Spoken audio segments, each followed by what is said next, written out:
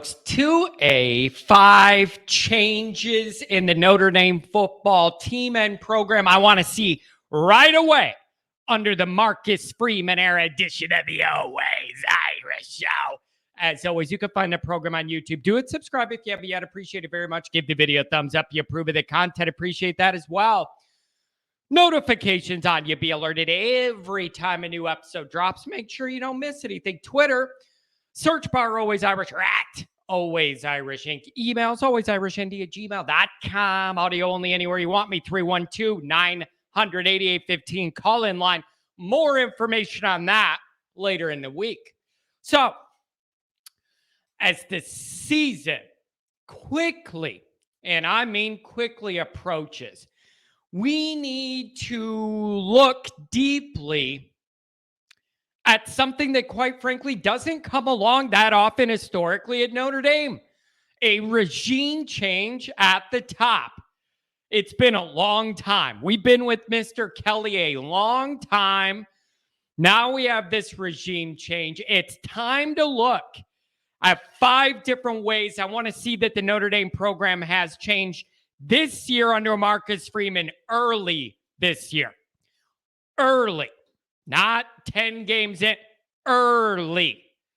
So let's get into this. I just think it's helpful now that we have this delineation point, this obvious dividing line, Kelly Freeman. There are some bigger picture things that I think are going to legitimately take some time. Overhauling the roster and building up depth in areas of weakness, those things take time. I'm focusing on 5 things I think that could be improved right now. From the stuff I didn't like about the old guy to what I like about the new guy. 5 of them. Let's get into it. Number 1, Always Irish wants always energy. Always energy. No more flat, dead-ass starts. No coming out flat in our biggest games. No more playing our worst games against the best teams. No more business trips when you're going to Miami to play or at the big house and you're punching in, punching out, no emotion.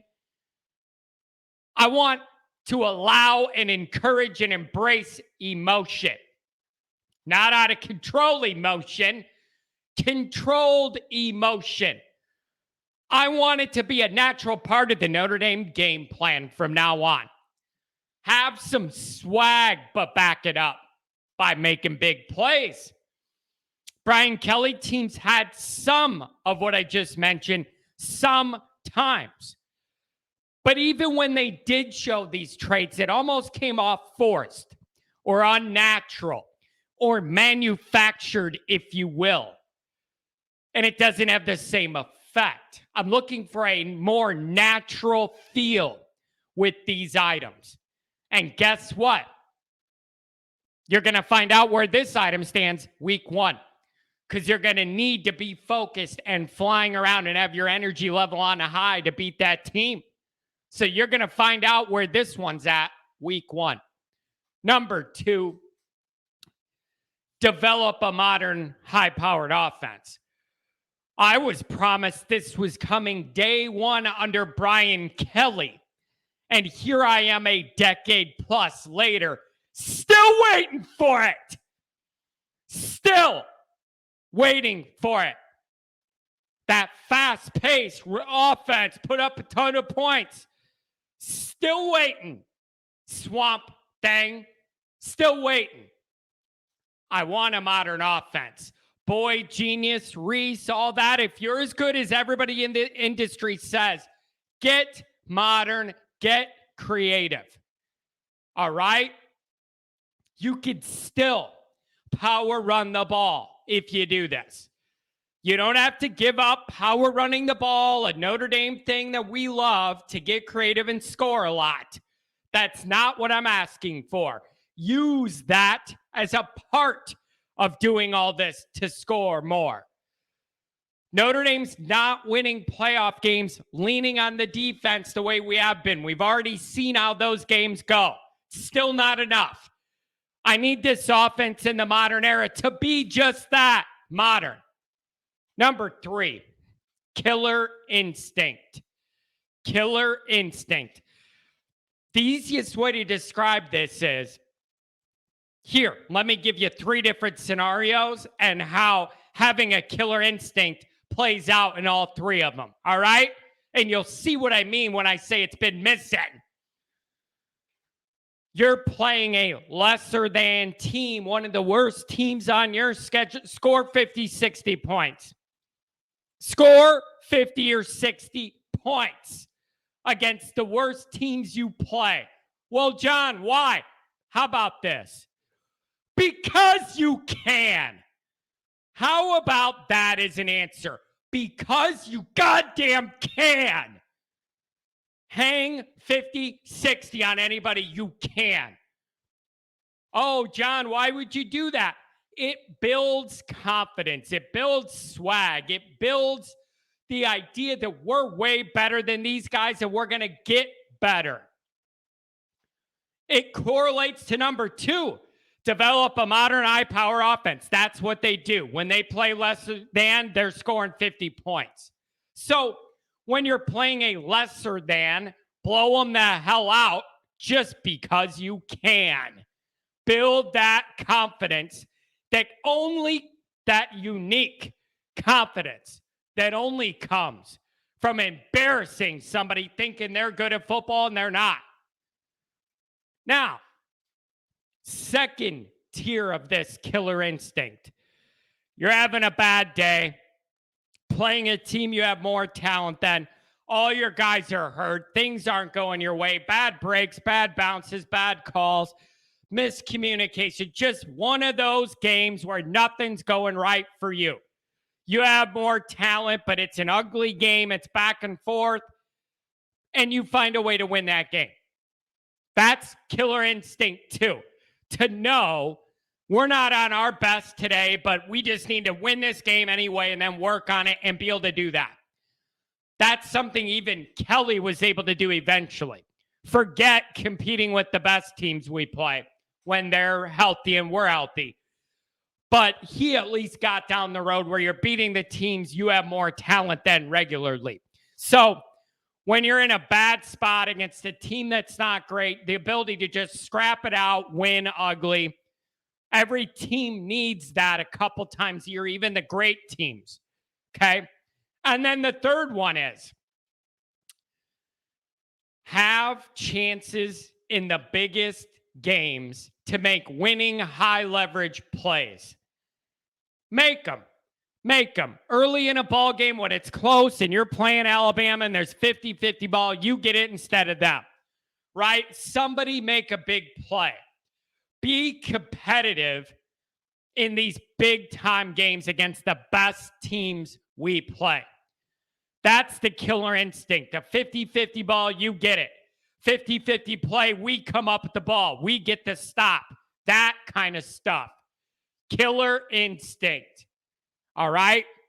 Number 4, always in every single game. No blowouts.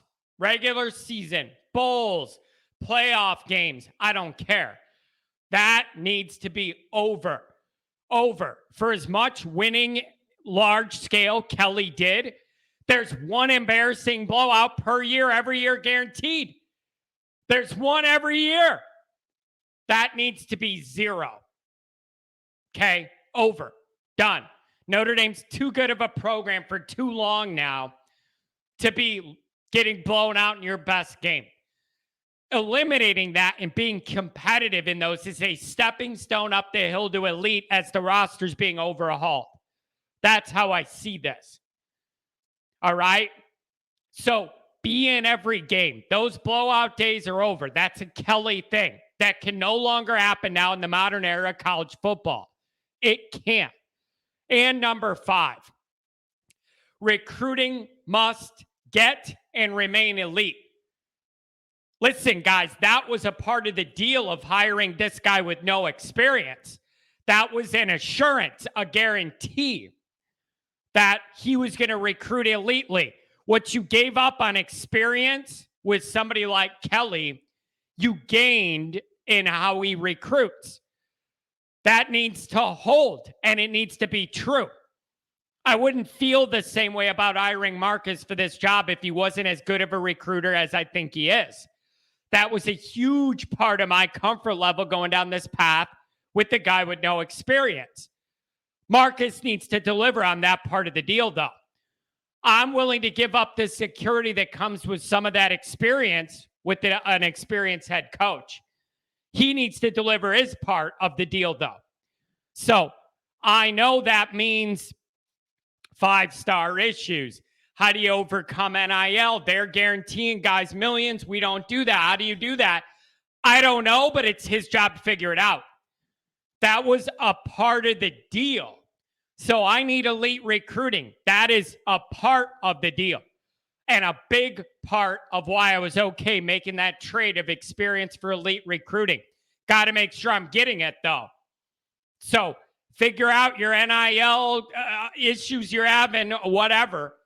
But he needs to deliver on that part of this. That was his biggest selling point.